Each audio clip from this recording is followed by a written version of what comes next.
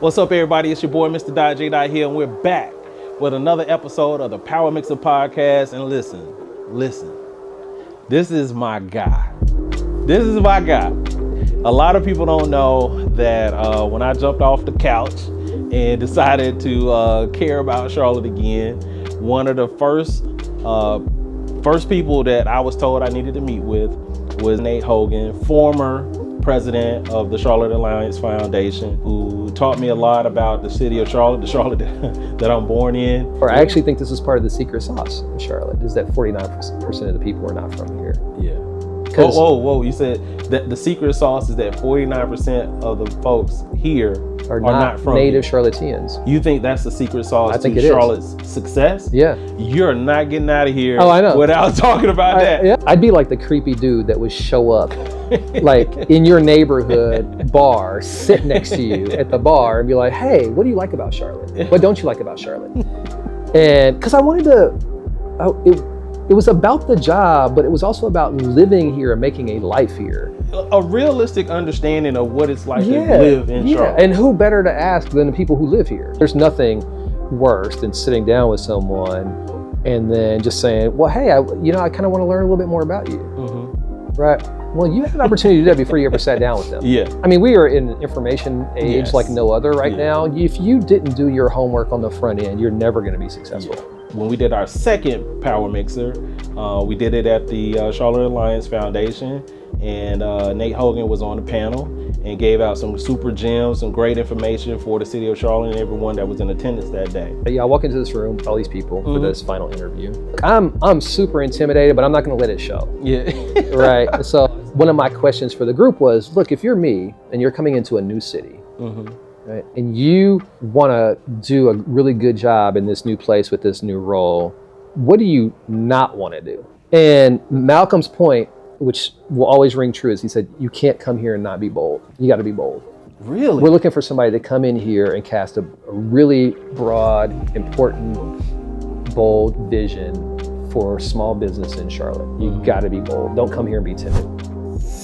Show your love for the one and only Nate Hogan, man. Thank you for being here, brother. Yeah, Mr. Hill, thanks for the invite. I'm excited about the conversation. Yeah. Maybe we'll drop some brand new nuggets, who knows? So yeah, let's do it. All right, so where do I want to start, man? We've been talking for 30 minutes already, and we're really cool. We've had a lot of conversations. But what I want to know a little bit of is, talk about you as a business professional in Kansas City. Yep. Let's start there. Okay, cool. So born and raised in Kansas City, spent my entire life there prior to coming to Charlotte. I did spend my sophomore year of high school in the Florida Keys, but otherwise, Kansas City's home. I always tell people the easiest way to summarize my career up until coming to Charlotte was I was an entrepreneur. I was an intrapreneur, so growing businesses inside of really large organizations. Corporate executive, and was always engaged civically in Kansas City, serving on nonprofit boards, supporting political campaigns. I was very involved in Barack Obama's first campaign for the state of Missouri. And it's a love of mine. I actually ran for state senate on the Kansas side back in 2004, so forever ago. Yeah. Got beat up a little bit. Affectionately referred to my opponent as the $30 million lady. She's the granddaughter of one of the guys that founded YRC, or Yellow Freight, and she just wasn't active. And so I really did that as a result of her just kind of sitting back and just riding a wave instead of being fully engaged and trying to help people. And but I've always been involved in politics in one way or another. Was school board vice chair, then chair. Wow. Played a pretty big role in helping Kansas City Public Schools get back to full accreditation for the first time in 20 years. And so that was, frankly, the most fulfilling professional thing that I had done at that point in my life. Yeah. Kansas City's home. That's where our kids were born. That's where I met my wife. And No, that's awesome, man. We're friends, and I forget that you did all of that stuff in Kansas City. I'm old, brother. I'm old. Well, not as old as I thought, actually. But right. He pegged me at 110 or something earlier. So when you look back, is that the thing that you look to, that was the thing that I did that was really amazing in Kansas City, or is it other the school board piece you mean? Yeah, I mean, Look, making money is making money. You have to do it to feed your family. Yeah. I've always been ambitious with my career, but service is different. Yeah. You know what I mean? Service is different. And being in service to kids is even more different. And so knowing that, that you could spend time with these young people and start to see a change in them if they got the supports that they needed. And, urban public education is an interesting thing. It's pretty much the same no matter where you go. So Kansas City public schools, about 14,000 students, 34 or so buildings to support those students. CMS is 144,000, so literally 10 times the size of KCPS, and something like 170 or so buildings here. But the problems are identical. Really? Two totally different cities, two totally different regions in the country, but the problems are the same, right? Systematic inequities, right? Not being able to fully fund things like transportation, the quality of the food that our kids get, the level of education, the support from the corporate community, although that has changed in Charlotte, which is amazing. And we've, I facilitated a conversation between the Charlotte Executive Leadership Council and CMS with Kansas City Public Schools and the Civic Council, which is the equivalent of CELC, to try to sort of help Kansas City see where the corporate and the educational community can come together in the best interest of students and trust each other with these really important responsibilities. But that being in service for kids is everything. It's been funny to have a lot of people say, well, are you going to nope? I'm not doing it. Nope. No, while it was extremely fulfilling, it was the most stressful thing I'd ever done. Politics, not so much school board necessarily, but the politics piece. Always looking over your shoulder to try to figure out who's going to stab you in your back next is not good for me. I'm a relationship person at the core, and having to evaluate every relationship through that lens is not a good place for my mental health. And so I did what I did. I was, I had a real impact, and it was time to move on. You talked about the question, whether or not you're going to run for office or anything like that. I do think it's funny that, and I kind of know why you chose more business when you came to Charlotte. But can we start with what was the little thing that made you say, hey, it's time to move out of Kansas City out and Charlotte is the place? Yeah, oddly, it started in 2017 for me. Okay. I fell in love with Charlotte. I actually... embarrassingly, I knew nothing about Charlotte when I came here in 2017. And so I was supporting the NBA at the time. They were a client of mine. And so I came into... Whoa, they were a client. They were a client. I spent a lot of time in New York. In fact, for about 3 years, I was in Midtown. I've met him. You've met him. Okay. The number 2 guy at the NBA, Dave Weiss, was my contact. Okay. And so he'll be the next commissioner if Adam decides that he doesn't want to make that kind of money anymore, which I can't see that happening in our lifetime. But so they were a client. So I was, at that time, I was running one of those. I was an entrepreneur at that point. So I was in a big global healthcare IT company called Cerner Corporation. That was acquired by Oracle after I left. But I ran a business called Healthy Athlete, and so that business was. Think of it as an electronic medical record focused on high-performing athletes. So the NBA, Major League Soccer, about 80 university athletic programs, USA Volleyball, USA Soccer, those were our clients. Wow. And so the NBA, if you recall, in 2017, had their All-Star weekend here. Yep. And so I came in to support the executive team as a client of ours. And I knew it was in North Carolina, but I didn't know anything else about Charlotte. Yeah. And obviously, all of our time was spent in Uptown for that weekend, and I was just blown away. There's still a ton of cranes in the air, a lot of shiny new buildings going up. South End was nothing like it is today. Yeah. And so I walked away going, man, this is a dope city. It's clearly growing. Yeah. The people were nice, which is familiar coming from the Midwest. And I just filed it away as future vacation spot, honestly. And then, fast forward to January of 22. I intentionally got myself laid off. I had been recruited away from that last role to a government technology company. They had a healthcare, they told me they had a healthcare practice. They wanted me to come in and grow it. It took me about 45 days to realize they didn't have a healthcare practice at all. You needed to build it? Yeah, they had a piece of technology that they thought would magically grow. And that's not how business works, as I understand it. You actually have to invest in it. Yeah. So I went to my leadership team at that point in January and said, hey guys, I think it's time for me to kind of go. There's clearly no appetite to invest in this business. It's not going to grow without it. And so I think we need to sort of lay me off, lay half my team off, run out existing contracts, and shut the business down. And I went home and told my wife about my day, and she's like, wait a minute, time out. You did what? You literally put your job on the line? And I'm like, look, I'm bored. All right, I'm bored. You know, this thing is not going to grow. This is why you save, so you have these options and flexibility with how you manage your life. And so leadership team came back to me April of 22 and said, yep, we think it's the right decision. Wow. Got laid off. We negotiated a severance package. And then in July of 22, prior to that, I had talked to my wife, about, hey, what would it look like to go move? I want to look at 3 cities. I'll let you and the viewers decide why these 3 cities, but it was Atlanta, Charlotte, and DC. Okay. And so I pretty quickly ruled out DC just because of the cost of living. It's very expensive to live in DC. And I had just gotten through that experience with that other organization where I was, working with government clients, and that is not fun. Okay. Right. Because I want to go through this slow. Like yours, because this is what the Power Mixer is about. This is what this pod is about. Like, go through your decision-making process with those 3 cities. Yeah, DC, it just had the cost of living, and then I had no desire to work with government clients again. I mean, it's hard working with them. I mean,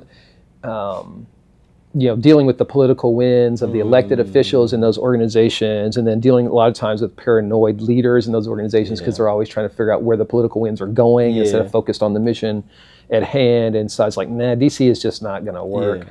Yeah. And then July, I made my first trip to Charlotte, that first week, actually. And the reason I felt comfortable even coming to Charlotte was because a good friend of mine served on a national nonprofit board for the ALS. Okay. And he had a very good relationship with the board chair. Sue Gorman is her name. Do you know Sue? Mm-hmm. Yeah. I mean, I don't know her, but I know and her. Pete, her husband, was the former CMS superintendent. Yeah, and Sue is with The Wire now? I don't know. You're thinking Sue Glass. Oh, okay.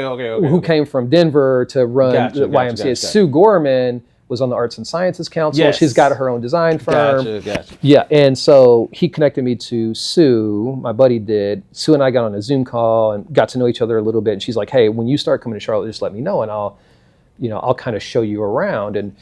And so that first week of July I came here. Sue told me that she's like, hey, I will pick you up at your hotel at 10 o'clock in the morning. And this is the beginning of one of the reasons why I think Charlotte is so incredible. Okay. This lady did not know me outside of a connection, a mutual relationship that we had with this guy, Keith Gary. Mm-hmm.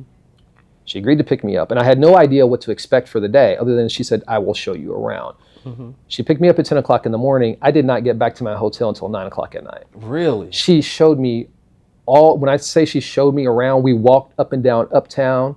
She gave me the historical context. The 4 statues right there, Trade and Tryon. Yes. She gave me the whole history of that. Wow. Right, why Charlotte was a mill town and what happened with that industry and this community. Her daughter at the time was working at one of the breweries over close to Noda. Mm-hmm. We went over there, had a beer, met her daughter. She continued to drive me all around. We had dinner, me, her, and her daughter did over at Napa on Providence. Yeah. And then she started connecting me to people. Wow. And Sue was insanely connected in this community. And one of the people she connected me to was Linda Lockman Brooks, who everybody who is watching this knows who that is. Yes. And between those 2 people, and by the way, I had also, before I came here, I had reached out on LinkedIn to Janet Labar, who at the time was the CEO of the Alliance. And I had no expectation that Janet would actually respond, because she doesn't know who I am, right? And I didn't mention, I don't even think at that point I had gotten connected to Sue yet. So that first trip, I got the Sue tour. She starts connecting me to people.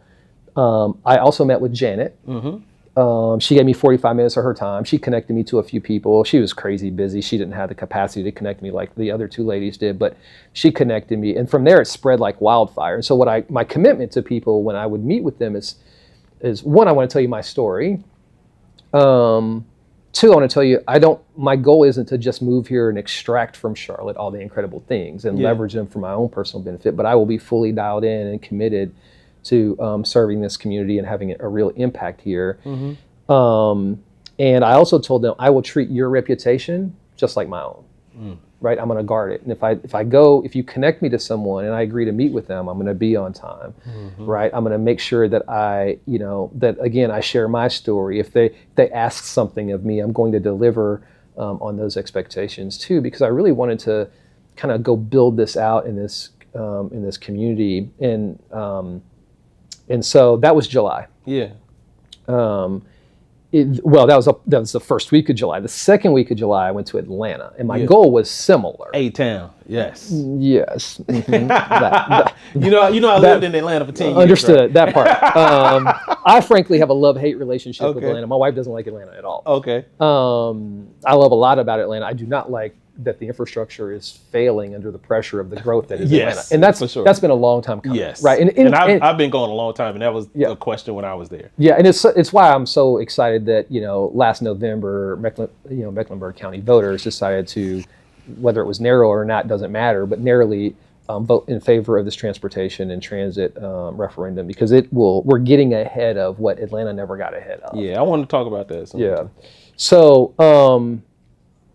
So I went down there. I couldn't get I had one meeting for a week in Atlanta. I could not get people to meet with me. Right. Now, granted, I did not have the Sue Gorman of Atlanta. I was about to ask, what was the difference between... That's part of it. Part of it is Atlanta has this clicky kind of thing going on there too, right? If you don't know people don't want to know you. Yeah. Charlotte's not like that. Charlotte's more accepting.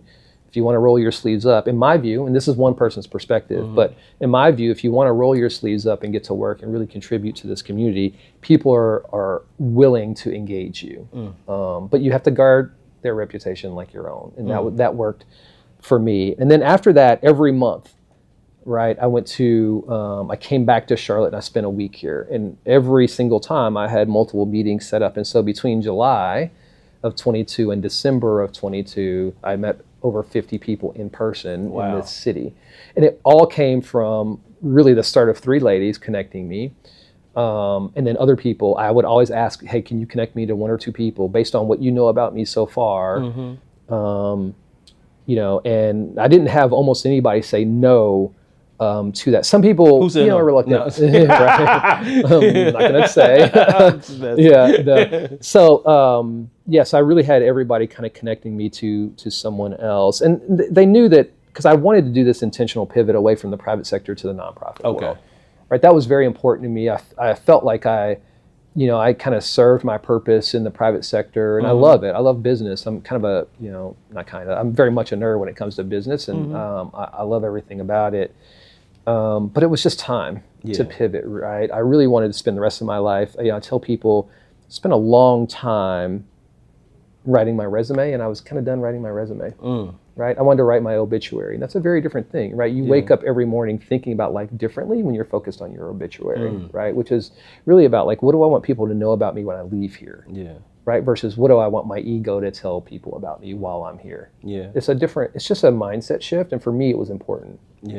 What's up, everybody? It's your boy, Mr. Dajay Hill, and I just want to thank you for watching the Power Mixer podcast, sponsored by Evangel Federal Credit Union. I would like to just thank all of the wonderful people over at Evangel Federal Credit Union for your continued support of the Power Mixer as well as the Power Mixer podcast. Thank you so much.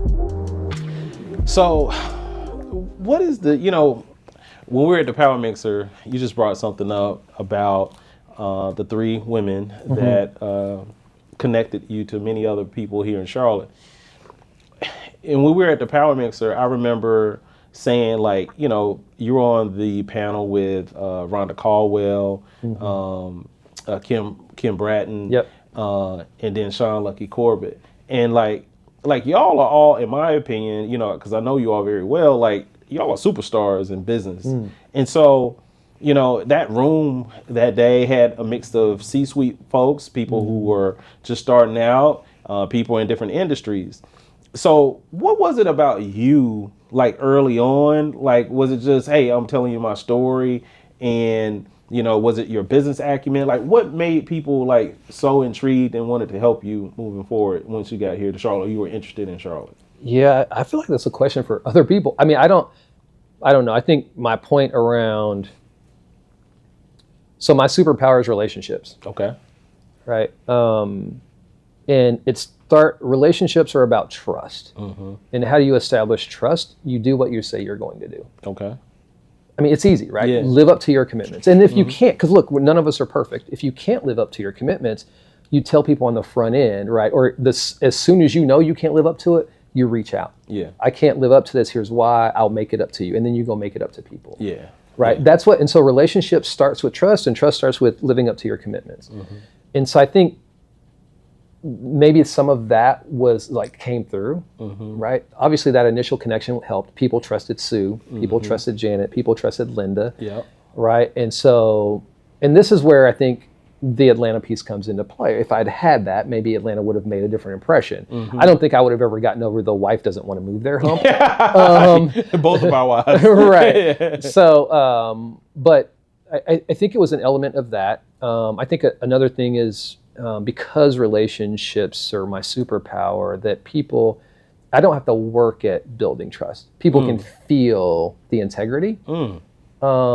And I think that has sort of served me well in every aspect of my life, personally, professionally, et cetera. Again, I'm not perfect, but I know how to do what I say I'm going to do. And I try not to make commitments that I can't do. Sometimes, in business in particular, people will be like, oh yeah, the question from a potential client is, can you do these 40 things? And your instinct is yes right out of the gate. Yes. Talk about crushing your relationship before you even had a chance to get started. Yeah. Right. When I was serving clients, the MBA is a really good example of this, where, they would ask me, could we do something? And I would say, I maybe can do half of that. The rest of it I can't do. Let me tell you why. And you get to make a decision, an educated decision now. Let me give you a different example, actually a better one. Because I got a question about that. Okay. Too. Yeah. There was a client of mine, I was at Cerner still at that point, but there was a client of mine, a hospital in the middle of nowhere, Utah. And the CIO was like my primary executive sponsor for the work that we were doing together. And he had come to our Cerner Health Conference in Kansas City that we did every year. And we brought all of our clients in, and we were, doing educational sessions. We would do some entertainment, of course, but we would also show off like new products and technologies that were coming. And he had seen at the previous conference one of the applications that we were developing. And he said, Nate, I feel like this is really going to solve a really important problem for us. And my response to him was, it's not ready yet. Don't do it. Now, some people would have been like, oh, yes, let's go do this. Because on the back end of that transaction is money for my pocket, right?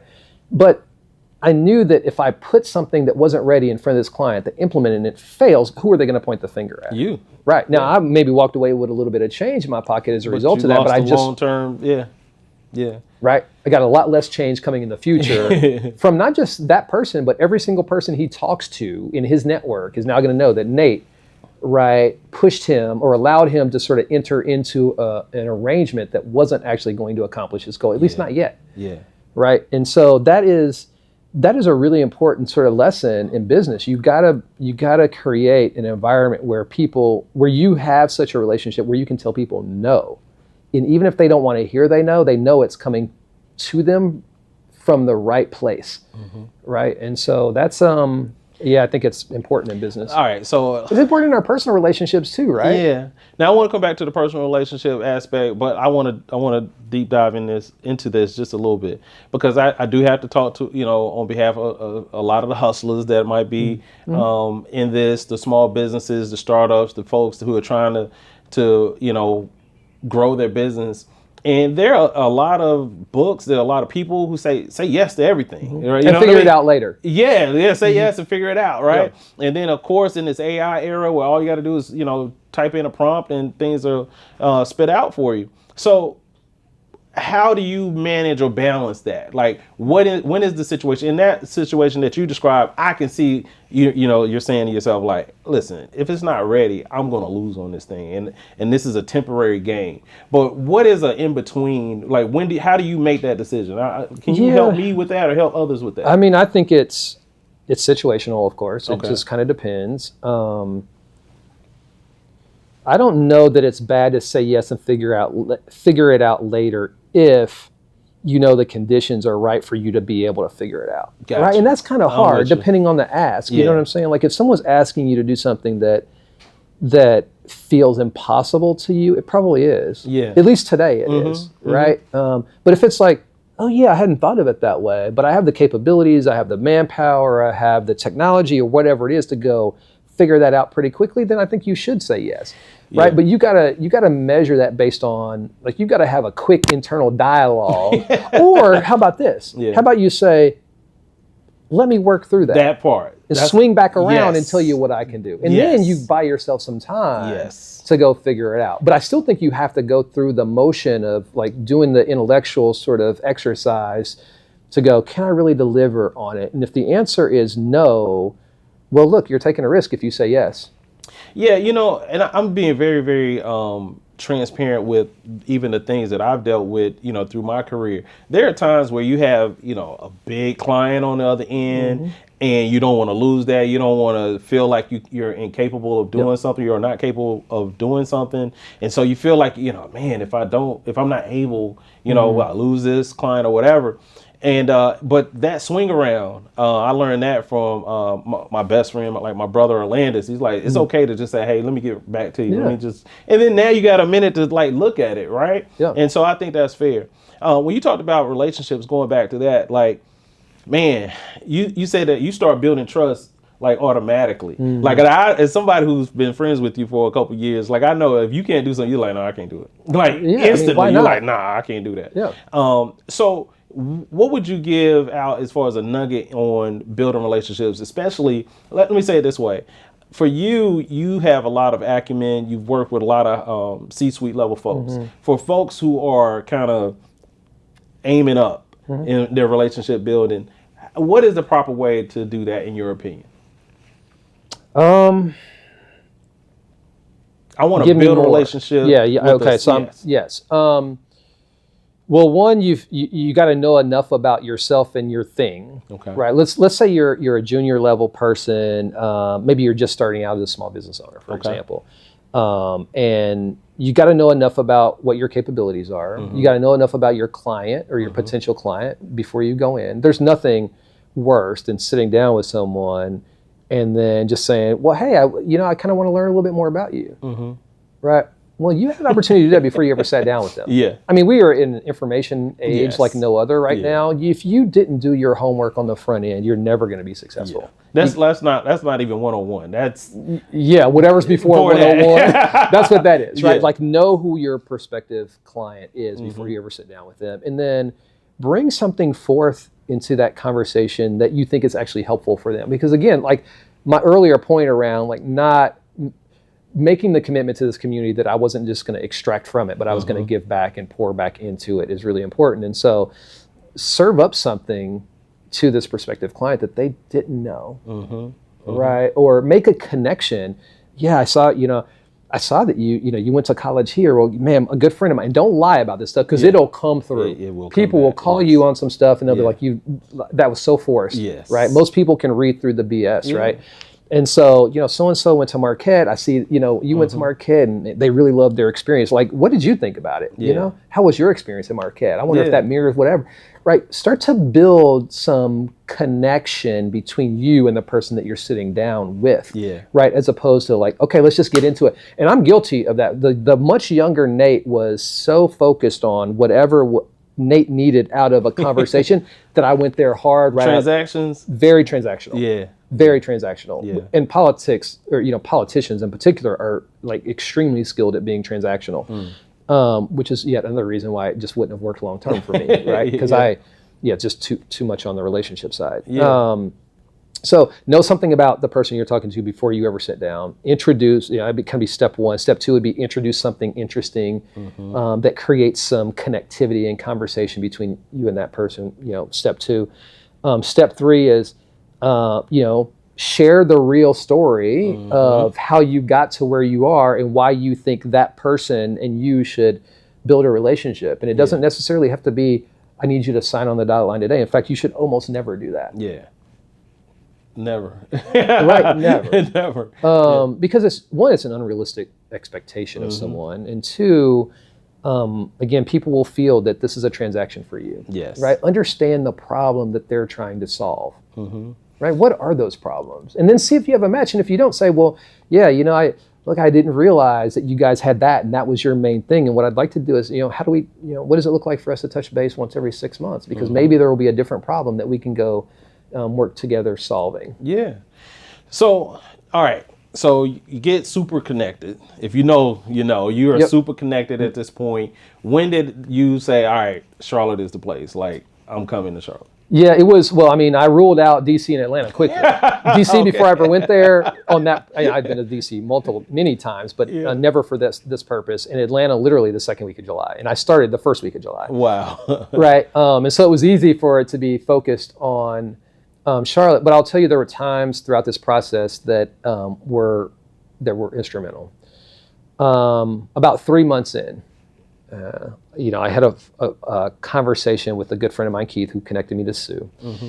And I said, Keith, man, I don't think this is going to work. Not Charlotte, but this whole process that I sort of played out for myself in my head and was like, oh, this is going to be great. I'm going to end up in Charlotte. I'm going to go meet people, for X number. And I told myself I would do this whole weekly or monthly trip for a week at a time for a year before I would sort of back off. Right? Really? And so I'm 3 months in.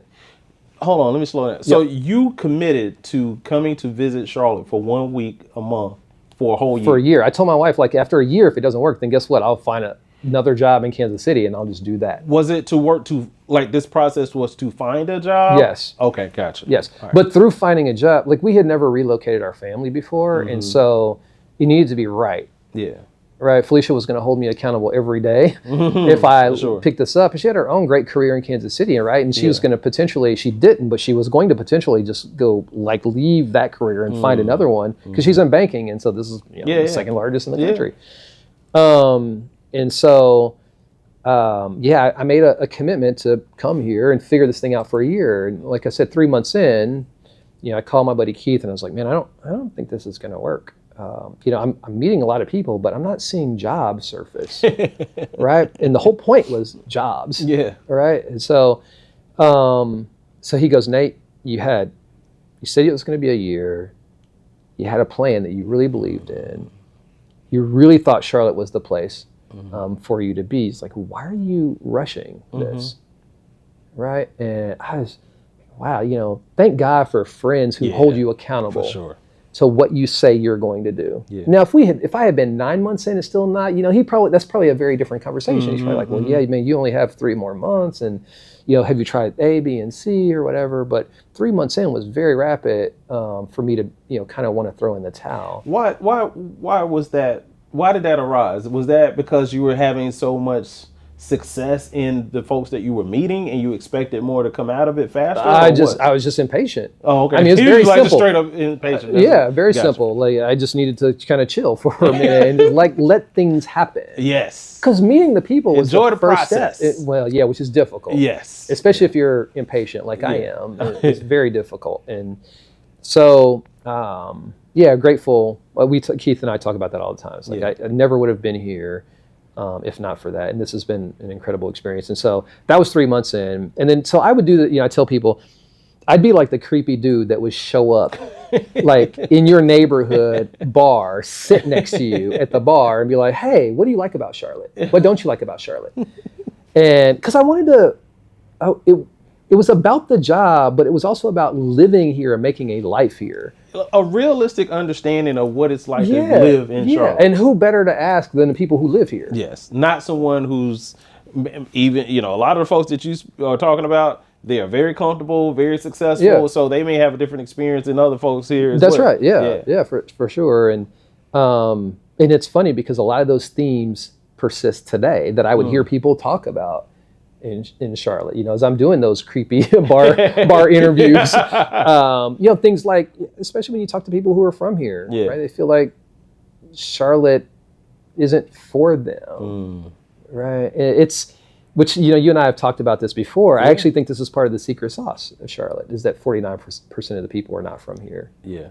Whoa! You said that the secret sauce is that 49% of the folks here are not from native here. Charlotteans. You think that's the secret sauce to Charlotte's success? Yeah. You're not getting out of here I know. without talking about that. Yeah. You want to talk about that now? Sure. I don't. You tell me. No, let's keep going. Okay. Just say secret sauce. Secret sauce. Yeah. It's part of the secret sauce. It's what's in the water. Yeah. And so, so I got a lot of feedback, very real feedback from just individuals who were living here and what they thought, good and bad about Charlotte. And then it was December of 22. So now I'm like 6 full months in, basically. Okay. Right, into this whole process. And I saw, actually, I didn't even hear about the job. I think on LinkedIn, maybe, the job for the president of the Alliance Foundation. And I reached out to Janet. And I was like, hey, why didn't I hear from you on this? I thought we were cool, Janet. And she's like, you know what, Nate, I didn't even think about it. Like, how did you not think about it? Yeah, so she's like, well, yeah, let's talk. And so we, if I remember correctly, we jumped on a call with Rob Horton, who was the chief marketing and communications officer at the time, and talked a little bit about it was just Janet and I, because she wanted to share what the process was going to be or whatever, and that's when I said, well, look, I would love to apply for it, and did, and then there were 3 interviews. My first interview was with HR and Jonathan Evans, who was the program manager on the foundation side at that point, and got through that. And then the second conversation I had was with Janet and Rob, and got through that. It's funny, the first one I felt really good about. The second one I was like, oh man, I don't know that I performed very well in that one. I need to if I get to the next one. In fact, I told Felicia twice during the process that I did not think I was going to get the job, and the first time was after that second interview. What did you do wrong? Or what did you feel you did wrong? Yeah, I mean, I think people who are self-aware tend to be tougher critics of themselves. Oh. And I'm a pretty tough critic, and I know when I walk away from a conversation, whether it's an interview or I'm like doing business development, I'm trying to close a deal or whatever, I can tell. There's something, it's almost like I step outside of my body when I do well.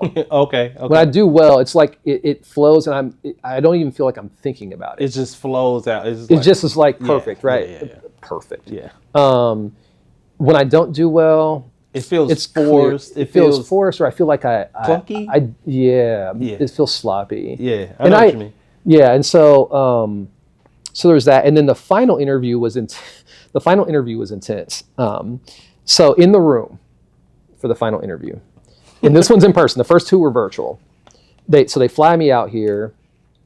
You didn't schedule it during your week visit? No, well, because so I think my first interview wasn't until January. I found about the role in December. Holidays get in the way, of course. Yeah. The first interview, I believe, was in sort of that mid-January, well, maybe even early January time frame. They fly me out here, and I fly out the night before because I don't want to get interrupted by travel issues and stuff. Sure. And my interview's I think it was at 4:00 on the next day. Okay. So one thing that I noticed that I now know is true, but I wasn't sure before, was, so I stayed at the Kimpton, right, in Uptown. I walk around the corner to where the Alliance is, and as I'm coming around the corner from MLK onto Tryon, right, I make that left turn. Yeah. And I see someone, a lady who's very dressed up with a portfolio in her arm, and she's getting into a black SUV. And she turns around and she looks, and I'm in a suit, of course. I got my own little portfolio, right? And I'm clearly heading into the Alliance. You're like Spider-Man, pointing at each other. And she gives me this very kind of wry kind of smile, almost like, yeah, I got you, right? Even though she has no idea who I am. And we won't go into that, but you know the story. Okay. And so I go into the Alliance, and I go up into the room, and in the room is Keith Cockrell, Malcolm Coley. Wow. Janet Labar, Rob is in there, Dee, who was the HR director of the Alliance, Jonathan, Chris Moxley. Okay. All in the same room. Shout out to Chris. Chris was, because he was board chair. Yeah. Right? At that point. And so, I had met, by the way, I should have told you this earlier, so apologies, but in August of 22, so my second weekly trip to Charlotte, I think it was Linda who was like, hey, there's this event at the Foundation for the Carolinas that you need to be at. And it was titled Building a Pipeline of African American Leadership. Yep. And I go out there and there's no tickets left. It showed it was sold out. And I was like, Lynn, I can't don't know anybody there necessarily. And she's like, dude, just walk in. And I was like, okay, cool. Like, shout out to Linda. Right. Linda with the guerrilla tactics. Just walk in to the foundation of the Carolinas. That's right. Yep. And look, and her and I are very similar. Like we roll similarly and stuff. And so I was like, okay, cool. If I can get in, I can get in. So I go up there and I walked in and immediately I was blown away. And it was just validation for me on my second week. Like, this is the place. I had never been in a room with that many black professionals in my life. Really? Ever. Wow. And I was like, oh, wow. Like, this is kind of dope. And I met Keith there. I met Malcolm there. They were both on a panel. Oh, so this is the second month. My second month. In your tour.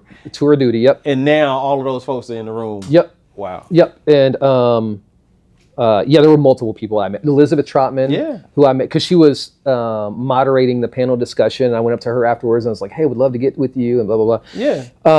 So anyway, so this, I walk into this room with all these people for this final interview. And, and I'm super intimidated, but I'm not going to let it show. Yeah. Right. So I was like, my first comment out of my mouth was like, man, I feel like I'm in here with royalty. Like, this is crazy. And they're like, yep, and you're going to sit on the end. Welcome to the hot seat. Okay, cool. Shake hands or whatever, and we get into it. Yeah. And it was a good conversation. In fact, I remember one of my questions for the group was, look, if you're me and you're coming into a new city, right, and you want to do a really good job in this new place with this new role, what do you not want to do? What do you want to avoid doing? Right. You asked them I asked that, yeah. Okay. And Malcolm's point, which will always ring true, is he said, you can't come here and not be bold. You got to be bold. Really? We're looking for somebody to come in here and cast a really broad, important, bold vision for small business in Charlotte. You got to be bold. Don't come here and be timid. And I was like, okay, I like that. Because my wife will tell you, one of the things that I consistently say about Kansas City leadership is there is no bold leadership in that city. Really? Yeah. And so I was like, okay, well, look, I can't be at home bitching about this, right? And the lack of bold leadership in Kansas City and come here and not be bold, right? And so we do the interview, I leave, whatever. But I told Felicia again, I called her and I was like, I didn't feel good. And I even I actually sent Janet an email and I was like, hey, I want to apologize. Like, if you feel like I didn't represent you well, because I knew she was an advocate for me. It was really, really clear to me that she was like nudging me along through the process. Yeah. And I was like, I didn't feel good. And her response was very simple. She's like, you did great. We'll be in touch. And the rest is history. And I started February 20th of 2023. Really? And the interview was on what date?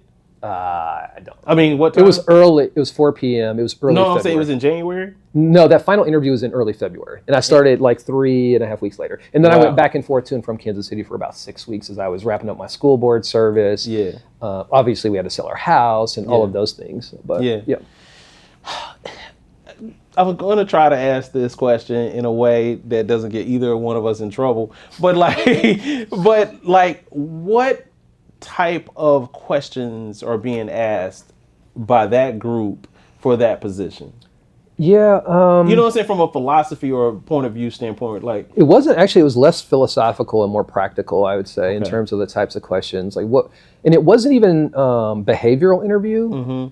Like, tell me about a time when, what did you do, and what was the outcome, which I prefer not doing. I love those as on the other side of the table, but on the side of the table that I was on, I hate those questions. Yeah. I mean, you have to rehearse in a way that's not natural for me. I don't do good rehearsing things like that. Like, I want to like come more, I won't say off the cuff, but I would rather have a philosophical conversation or even just a plain practical conversation. Tell me, like, here's one of the problems we're trying to solve. What would you do? Like, I appreciate that more than, I'm not the most reflective person on my past, which isn't good, right? Because then it doesn't, well, maybe it's good or bad, I'm not sure. I mean, in some ways, if you're always reflecting on all the good things you do, like, does it blow your head up? And like, are you present and are you looking forward to the future? Yeah, I reflect oddly on more of like the traumatic stuff than I do on all the good stuff, which also isn't a good thing. For sure, for sure. So it was more practical questions, but I don't. Looking back on it, I don't think it was, the process actually was less difficult than I would have anticipated. What do you think won you the job? What about you won the job? Yes, I'm going to try to answer this without getting either one of us in trouble as well. Okay. I think people saw just my background. It is unique, and it was actually, if you think about it, and kind of where I started our conversation about my experience, at least professionally in Kansas City, it was a perfect fit. If you think about my skill set and my experiences being an entrepreneur, being an entrepreneur, so I've seen growth both as a traditional entrepreneur and inside of a giant organization. I've seen growth running niche businesses there. Yeah. And I've been a corporate executive, so I know what the funder class is looking for. I know how to present at a very high level to high level people, which if you're raising money, you have to be able to do effectively, and you have to raise money to fuel the engine, right? So I think on paper alone, the fit couldn't have been better.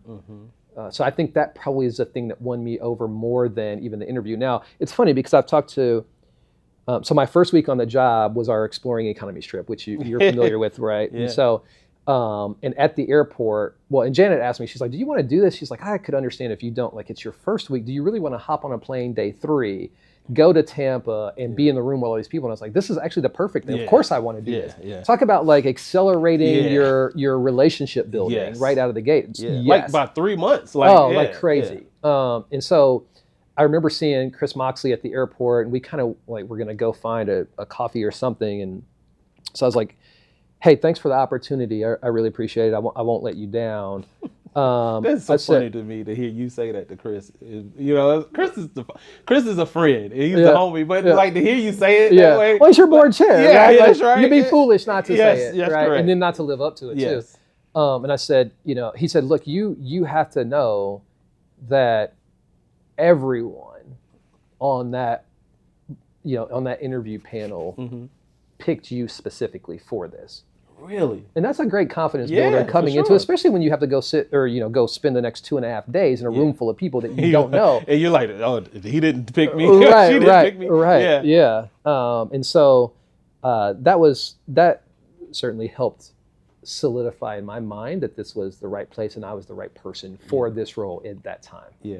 So, all right, let's speed up. So you're in the role, and we'll do more reflection in a minute, but I'd like to get more of a Nate Hogan state of the union as it relates to current state. Yeah, like what you tried to do and where you think it is. Yeah, small business here in Charlotte or business overall. Yeah, so 62,000 small businesses in the Charlotte region. 62,000 in the Charlotte region. Small businesses. Small businesses as the FDA, as the SBA defines it. Okay. So, which means up to 500 employees or up to 40 million in revenue, which we know that definition's goofy. Like nobody thinks of a $40 million business as a small business. No. But that's you kind of want to align like your data and how you think about it with agencies, right? And so that's when we did that. We did a study last year, and so that's what it reveals. 62,000 businesses in the region. There's 14 counties in that region, and it spans both state lines. So 4 counties in South, and then 10 counties in North Carolina. Gotcha. So 62,000, it's a lot. Even if you strip away those that are over whatever revenue range you want to use, which typically we would look at it at 10 million and below. Gotcha. But, so it's still a giant number. Maybe it's 40,000 at that point. Yeah. And the most pervasive thing that small businesses in this community will continue to say is that the number one barrier to starting, running, and growing a business is access to capital. Yep. I actually don't think that's accurate. What do you think is accurate? It is, we've got more fundamental issues. Okay. Like? From a business acumen perspective. Okay. And the way... from a business acumen standpoint. Okay. And yeah, so... Let me start there. If I want to get capital to go do whatever in my business, one, I got to be capital ready. Yeah, got to be fundable. And so think about the Beyond Open grant, right? That was 3 years. Wells Fargo gave $20 million to 5 different cities, and we were one of the recipients. it was what they learned, Foundation for the Carolinas and Tracy and those guys learned was after the first round was there are a lot of people who don't even know how to fill out a grant application. Wow. Right. And think about what that actually says. So if I'm a business owner, what it says is I don't know how to position my business to go win deals. Now, this is a grant, right, that you don't have to pay back, but it's still you're winning a deal, right? You're still trying to get capital. And that we know that the cheapest form of capital is revenue, right? So you've got an opportunity to get free dollars that all you have to do is fill out an application and then of course live up to what you say you're going to do with the money. But if you don't know how to talk about your business, that's a real fundamental issue. Because how do you go sell it? What is talking about your business? Well, it's everything from what's the product or service that you sell, what are your growth projections, your financials, what's your revenue, what are your expenses, right? What are your margins? These are talk about like fundamental business acumen pieces. Like you've got to be able to tell the story of your business and not just through an accounting lens, right? But what are those financials actually show you about the opportunities in front of you? What are the right strategic levers financially that you need to pull at a given time based on where you are in your business and where you're trying to go? What does your what do your financials and your business, what's the story that they tell about your business? Yep. And whether you're filling out a grant application or a loan application with a bank or a CDFI, or if you're just trying to sell to a customer, you got to be able to tell the story of your business. And sometimes your personal story is interwoven throughout. Sometimes it's not. Maybe you don't have a personal story that's compelling. You just want to start a business and make money. That's okay too, right? Yeah. But you got to be able to tell a story. Yeah. Right? It's a narrative that you've got to be able to tell. And if you can't do that, you're never going to grow a business in a real way. Yeah. Hey everybody, quick moment to jump in and say thank you to Evangel Federal Credit Union for being our wonderful partner. This episode is sponsored by Evangel Federal Credit Union, and of course the Power Mixer is always sponsored by Evangel Federal Credit Union. Thank you so much for being a great partner. And so that is a gap. Before you get capital ready, you've got to be able to, whether it's the financial piece, the marketing communications piece, the legal piece, right? Do I have a contract that is professional that allows me to have a real conversation with a prospective client and it doesn't look sloppy and ill put together? You've got like words misspelled, you've got poor grammar. Like these are things, and I'm not like trying to beat up on small businesses when we have these conversations. It's really about, do you want to be the best business owner that you can be? And if so, then you got to take a step back sometimes. Right. So let me look at it this way. Let me ask this question this way. What about all of the folks that do, like they're great at what they do? You know, they're great at a food business. They're great at marketing or whatever it is. And they need to clean up those things, right? But they're really good at what they do. You know, in working with you, I know that there's a lot of people who have really great businesses, but that portion of their business is not together. Time out. Do they really have a good business or do they have a good product or service? I think that's the question. That's not enough. I think that's what I wanted to talk about, extract. I think that's what I wanted to extract from you to tell the difference. What do you define as the difference? Well, what you just talked about was they're good with the technical aspect. Okay. Right. The technical aspect may be that they're a great marketer. Maybe they were in the corporate setting at one point and they were really good at marketing inside of their organization, and now they want to turn that into a revenue generating business for themselves, their family's future, et cetera. Yeah, you may be really good at the technical piece, but are you really good about talking about your business? Are you really good at the financial management piece that's required? Otherwise, your business won't be around for very long. Are they really good at, understanding the legal implications? Do they know what the right business structure is for their business? Those are really important foundational elements that you have to get right first. Yeah. And there's so many things I want to ask about that, but I'll go this way and ask, what would you recommend for the folks who may have a good product, who may have a great service, and they need to take the next step to be fundable? Like, what are your easy suggestions? Like, hey, start here first. Well, I don't think that, I could talk about that, but I think there's a bigger systemic issue in Charlotte that I think is more important. Which is, one, we have too many nonprofits here doing the same things. For sure. And that came out of COVID, right? A lot of people left their corporate gigs, decided they were going to start a nonprofit. They think it's easy. I'm going to go make money this way. I'm going to go help the community and have an impact. And that's a really good sort of altruistic way to think about the world. Like, I've transitioned away from private sector to nonprofit because I want to have an impact too. But you got to be able to deliver something of value to small businesses as well. And some are better than others. And the funder community here also needs to sort of kind of get this perspective of impact is an inch wide and a mile deep, not a mile wide and an inch deep. So if I'm a bank, I want to go bank everybody, but that's not why you're using your charitable dollars, right? You're using your charitable dollars because you want to generate an impact for people and for this community more broadly. And when we talk about small businesses, you want to have an impact on the economy in the region as well. So it's bigger than whoever the funder is and the small business. It's about everybody when you think about economic development and growth. Yeah. And so there needs to be a shift in mindset of the different communities, funder community, the nonprofit community, before you can really have a true impact, lasting impact on small businesses. And I'll give you an example of what I mean.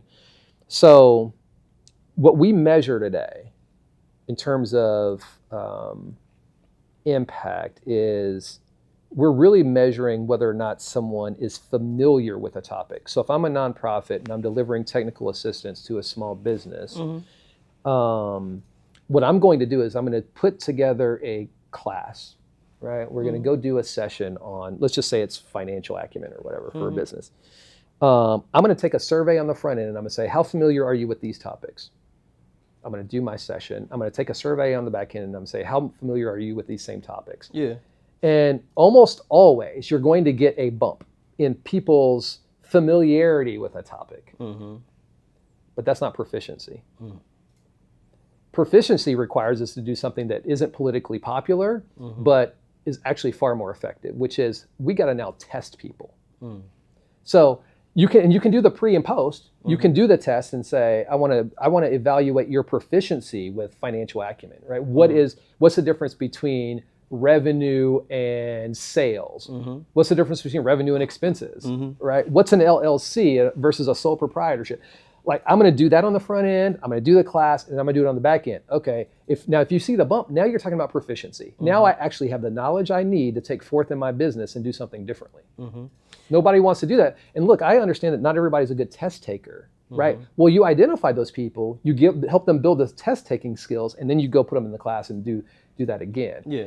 Because measuring perception or familiarity doesn't get it done. Yeah. Going back to even the nonprofit aspect of it, and there's way too many. I've heard several people say it. Keith Cockrell said it, on your panel in the Power Mixer. He definitely did. And I mean, I might have seeded that. Look, we got to start thinking that way as a community. Otherwise, we're going to be exactly where we are today 20 years from now. So let me jump in there. They should consolidate. Yeah. Okay. Or not exist anymore. Which is hard for some folks. I didn't say it's easy, but leadership is about making hard decisions. It's true. That's true. Yeah. And so let me ask you this. I feel that the ecosystem here in Charlotte, that's pervasive here. That there are like nonprofit work, funders. That is a whole system here that is, when you talk about public and private partnerships, like a lot of what we do here in Charlotte is set up on that. And so you have someone every day, wake up and say, oh man, I want to save the whales. And now I want to start a nonprofit. Like, so my point, I guess my point. It's an interesting example. I know, I didn't want to pick on anybody, right? He's talking about me. No. Yeah. So, we don't live near the ocean. So my point to you is to say, like, is that, you mentioned the word systemic, like, that's kind of how the industry is here. Like, I didn't say we should have no nonprofits. I think we should. Don't we breed nonprofits the way that we're set up here? Maybe. Okay. I don't know. I mean, maybe that's part of the community conversation that's long overdue. Is like, how did we end up with so many, and is it the right structure? Yeah. people don't want to talk about these things because it's uncomfortable, and I don't think leadership's about having comfortable conversations. And we should be sensitive to what the reality of what I'm challenging the community to do is. I mean, it's not going to be easy to say, look, I'm just going to throw out a random number here, right? Let's say there's 100 nonprofits working that are entrepreneurial support organizations, right? They're kind of managing the ecosystem, if you will. Is 100 right? And across the different types in the work they're doing, is that right? We don't know that, right? What we know is we've got a lot of them. We know that there's a ton of duplication, a ton of duplication. And we also know that the dollars are being spread super wide. Yeah. Right? 1,000 here, 2,000 there, 5,000 there. It doesn't actually do anything. It makes people feel good that money's going into certain places and it's being received by certain people. This isn't about feeling good. This is about doing what's best for this community. Yeah. I mean, I can talk about that piece for a long time. There are so many people who have nonprofits that want to do great work and that do great work. Yeah. And they have, all these aspirations, all the people that they want to help. So it's not even a people conversation. It's really it's a systems conversation that we need to have. Yeah. Is a system set up to fail or set up to help people succeed? I know one thought I did have. This is a real thing, Nate. Okay, Nate and I are in the same industry or we help the same group of folks. But Nate is great at what he does. Jay isn't, right? And for us to partner together, you know what I mean? Nate has a great relationship with a funder and Jay may not, right? And so, you see what I mean? Like, that is an issue too. So, like, people don't want to work with other folks because of their relationships and all those kinds of things. But to your point, I think we have to find a way to consolidate or we're going to keep running into this issue. I don't know if you use that example by design or not, but you just described literally happened where we were trying to partner with another organization and egos got in the way. And it's like, okay, well, you can make this about your ego, but the best thing for this community was for us to come together as two organizations, turn it into one, and then really accelerate our impact. I'm saying that because I've heard that story multiple times. Yeah, so, that's something that's existed for a while. All right, moving ahead. Now, I do want to say this real quick. So, I was on a phone call one time, with some folks in the community, and I noticed before you and I worked together, like we were like talking about working together on some stuff, and I noticed the reluctance that people had with getting a loan for business.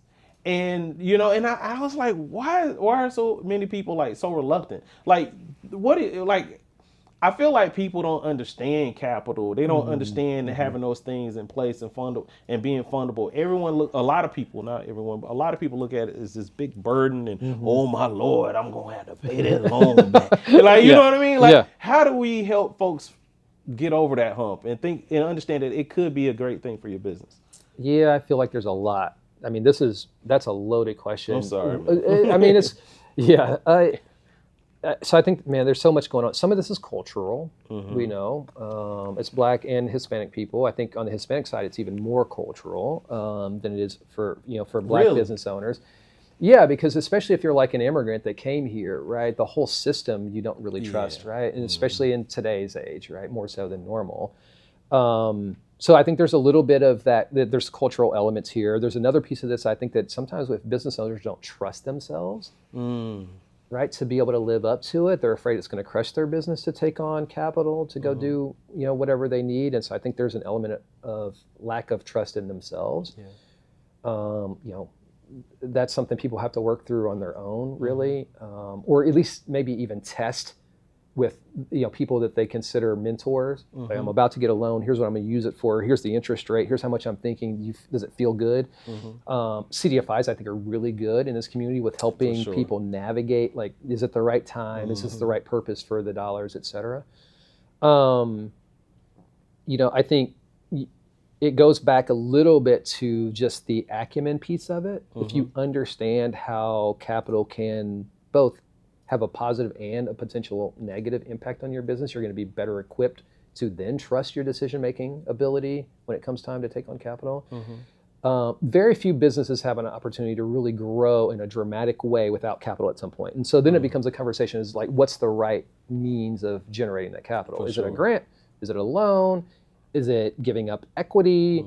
And most of our small businesses will never get to the equity conversation. That's a different, you're at a different stage in your business life cycle when you're starting to talk about giving up some equity and getting an infusion of cash to go help you accelerate. But I think there's a bunch of layers to that question that business owners have to assess across, whether it's a bank or a CDFI, or if it's something that's, like I said, a mentor who's working in one of these ESOs that you trust and that has a history of like really having a real impact on small businesses. I think it's taking in all the information along the way and then making a decision based on that. The last thing you want to do is just like wake up in the morning and go, I need a loan, and go apply for it and you get it in, right? That doesn't feel like you've really vetted it very carefully. Yeah.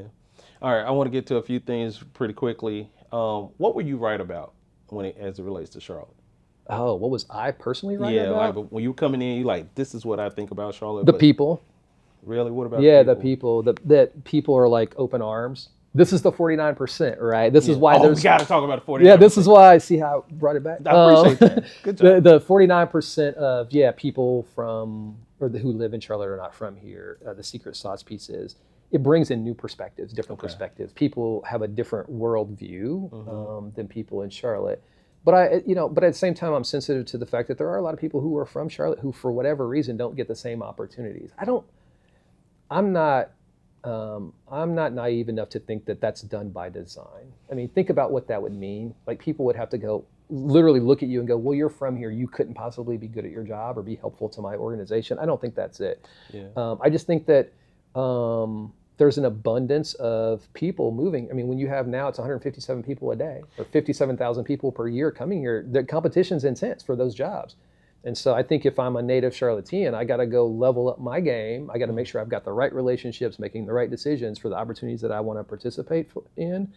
I got to do all those things. Just like you can't assume that because you're from Charlotte that people are going to pick up the phone and go, hey, Jay, I know you're from here. I got this opportunity. You got to go compete for it just like everybody else. And that actually is good for the region.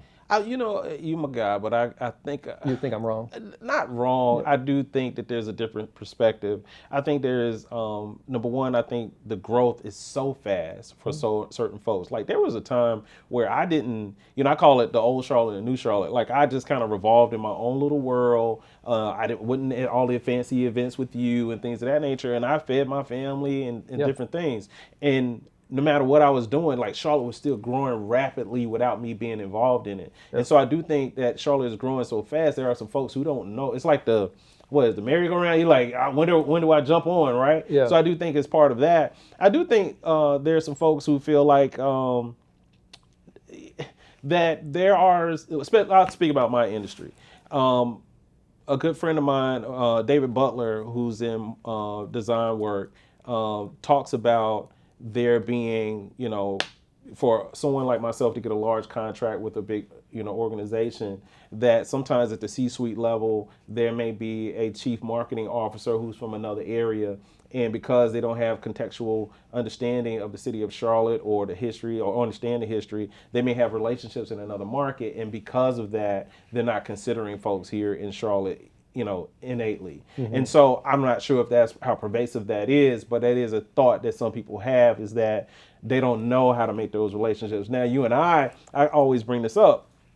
Everyone may not be as skilled as Nate is in being able to integrate themselves in a city quickly and do certain things. And so I don't know, maybe we have to find a way for everyone to feel like they're welcome and have an opportunity. But that's just my thought, but Yeah, I think it's complex is what we're saying, right? Yeah. It is complex. And same thing for small businesses. I mean, one of my board members, Brian Delaney, sold Skookum for $30 million in 2019, and he didn't have a single contract with a Charlotte company. Yep. Right. So this stuff is, it's real. I think we don't understand the reasons for it. Yeah. I guess would be my response is, but I still would go back to my whole point around what I think I got right was that the people here are amazing. And I always say, you've heard me say it, that I still don't think that people who've been here a long time fully appreciate the potential that the city has. Yeah. This city is going to crush so much of everything over the next 2, 3, 4 decades. I'm going to ask you the question that we asked at the end of the Power Mixer panel. Um, if you had a magic wand Yeah. and you needed to fix Charlotte, Yeah. Oh, man. now that you're on your way, Yeah. what would you do? Oh man, that is tough. I think I have to wrap it into the context of what I was just talking about around the small business stuff. I think if you're going to pour fuel on economic growth in this region, it's got to be poured on top of the small business ecosystem. And what I would do is I'd get the funders to sit in a room and think more strategically about how we support small businesses and the ESOs that are doing the work to get them into a better place. Because I don't think it's definitely not working today, and I don't see anything today that is going to take it down a different path, and I think that's problematic.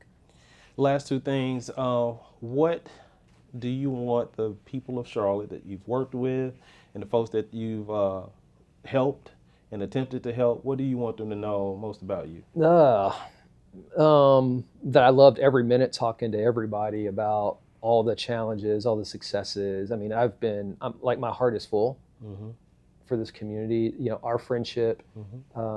Just yeah, so many people have been here and supported me, supported the work, who've been very transparent about all of it. This has been an incredible 3 years. I couldn't have expected it to be quite as amazing as it has been. Yeah. Lastly, I know when I first met you, you were the first person I ever heard say two things. Number one, that Charlotte is a relational city. And I'll tell you, brother, from that day, I never forgot that. And everything that I've done over the past, I guess, 3 years now, has been from that perspective. Not to be transactional, try to be a good dude, a good friend, a good business partner. So I thank you for giving me that information. It was super powerful. But you also talked about that you were writing your obituary. I had never heard anyone say that before. So my question to you is, this part of Charlotte, what would you say goes on the obituary? Oof. Yeah. That I did the right things for the right reasons for the people of Charlotte. For sure. For sure. Yep. Well, I would say, brother, I commend you for all of your wonderful work. I appreciate you being a great friend, not to me, same, man. not only me, but many people in the city. Yeah. I appreciate you being awesome in the city, man. You're a rock star, and I can't wait to see you in your next gig and everything that you do, man. Okay? Yeah, I appreciate you, Jay. All right. Yeah, thank you. Thank y'all for being with us. Nate Hogan, thank you again. We'll see you next time.